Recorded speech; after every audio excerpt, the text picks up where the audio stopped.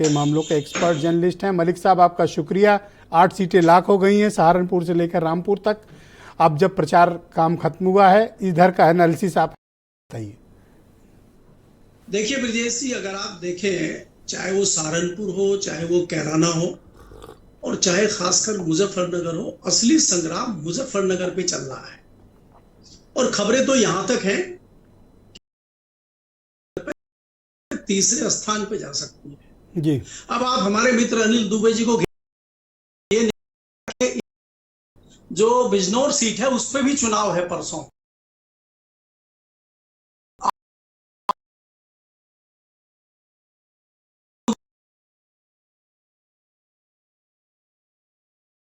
दो 2013 का नहीं, सबसे चंदन के प्रभावित चौहान में एरिया कल गए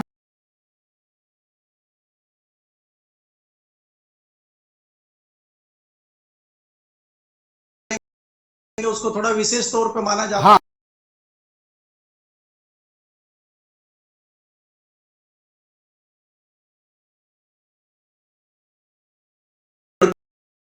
पे मुकदमे चल रहे हैं जो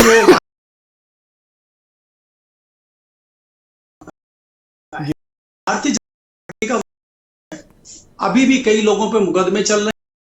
उनको मनाने के लिए जयंत चौधरी का प्रयोग किया गया। 2 दिन पहले राजस्थान में जयंत चौधरी थे और उनको सीधा फोन गया अमित शाह का कि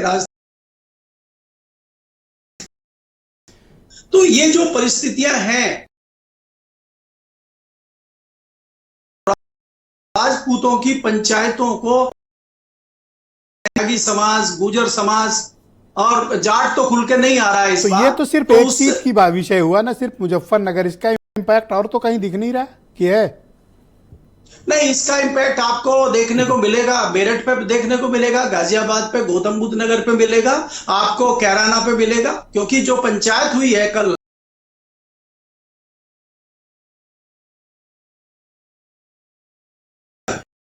और बिजनौर पे हम विरोध में वोट करेंगे। अब बाकी तो दूसरे चरण का मतदान होगा, उस पंचायत द्वारा जो है गंगा जल हाथ डाल के कसम खाई, में लोटे में नमक डाल के कसम खाई गई थी, वो तो कब की टूट गई। मलिक साहब, आप कहां बता रहे हो?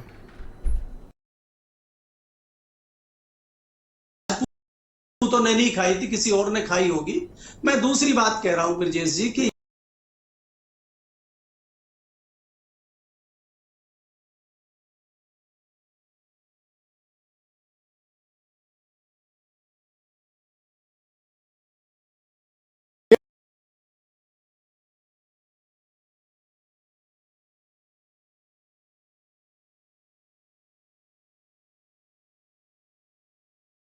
प्रधानमंत्री को माफी मांग करवाना पड़ा था। अच्छा, ये सहारनपुर, कैराना, बिजनौर, मुरादाबाद, पीलीभीत, रामपुर, इन इलाकों में क्या हालात हैं? आपको किस तरह का चुनाव वहां पे हो रहा है? देखिए ब्रजेश जी, अगर आप देखें 2014 में 8 की 8 सीटें भारतीय जनता पार्टी के पास थी। 2019 में 3 सीटें भारतीय जनता पार्टी जीत पाई थी, जिसमें से कैराना और मुजफ्फरनगर भी भारतीय जनता पार्टी के पास थी, और तीसरी सीट पीलीभीत थी। अब पीलीभीत पे वरुण गांधी का मामला आप देख सकते हैं। मुजफ्फरनगर पे मैं खुद कह रहा हूं कि भारतीय जनता पार्टी की स्थिति बहुत खराब है, और कैराना पे भी इकरा हसन की और भारतीय जनता पार्टी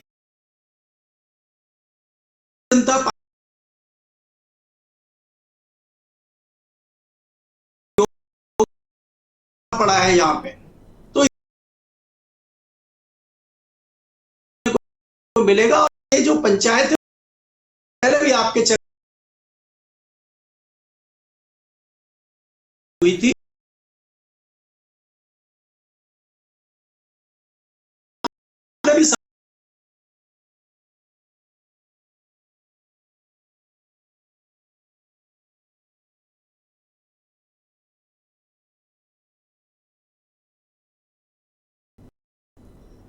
देखिए भारतीय जनता पार्टी के जो वो है योगी की कानून व्यवस्था, और योगी के ऊपर 7 साल में एक भी आरोप ना होना, योगी का सुशासन, ये भारतीय जनता पार्टी के हित में जा रहा है। और जयंत चौधरी, भारतीय जनता पार्टी को बहुत बड़ा फैक्टर जयंत चौधरी।